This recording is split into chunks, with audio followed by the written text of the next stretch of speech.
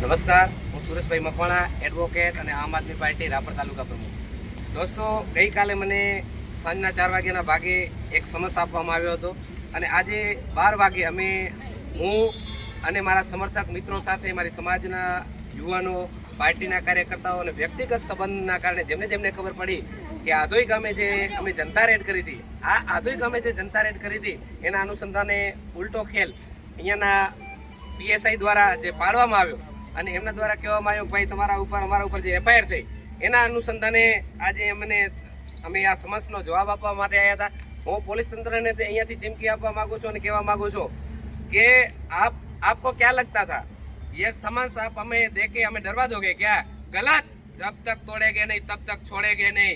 और ये जो हमारा समर्थक मित्र सब लोग साथ में आए हैं उन सब लोगों का मैं शुक्रिया अदा करता हूँ और સૌને કહેવા માંગુ છું કે જ્યાં પણ આવી જનતા રેડ પાડવાની થાય ત્યારે અમે પોલીસને અલ્ટિમેટમ આપી અને અમે હર હંમેશને માટે આવી જનતા રેડ પાડતા રહેશો અને લોકોના હિત માટેની જે લડત છે અમને આ સમન્સ આપીને ડરાવવા ધમકાવવાનો પ્રયત્ન કરવામાં આવ્યો છે પોલીસ તંત્ર દ્વારા, પરંતુ અમે તો ભોં ખોદીને ઉગેલા ખેડૂતો અને એડવોકેટ છીએ કે અમે કોઈના બાપથી ડરતા નથી.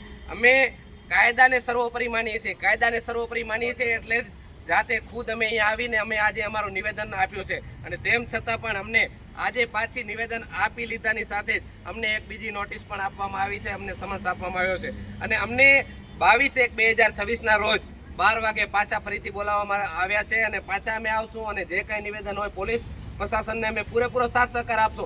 પરંતુ પોલીસ પાસે અપેક્ષા માત્ર એટલી જ રાખીએ છીએ કે જે તમે અમને સમન્સ આપો છો એની કરતાં બુટલેગરોને તમે જે છાવરો છો એ છાવરવાનું બંધ કરો, બુટલેગરોને પકડો.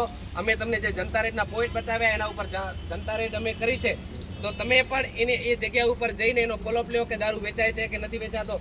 આ જનતા રેડ અમારે ત્યારે કરવાની ફરજ પડે છે જ્યારે બહેનોને અહીંયા કનેથી બિચારીઓને તકલીફ પડી, માનસિક ત્રાસ ભોગવવાનો વારો હોય ત્યારે અમારે જનતા રેડ કરવાની ફરજ પડે છે અને એના અનુસંધાને અમને આ ગુનાની અંદર ફિટ કરવાનું જે આ પેતરાઓ રચ્યા છે, આ કાવતરાઓ રચ્યા છે અને અમે સખ્ત શબ્દોમાં વખોડીએ છીએ.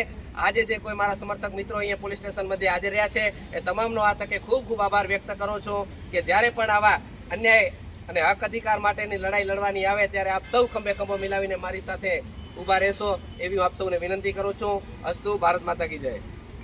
જનતા રોક્સ. તમે જો કે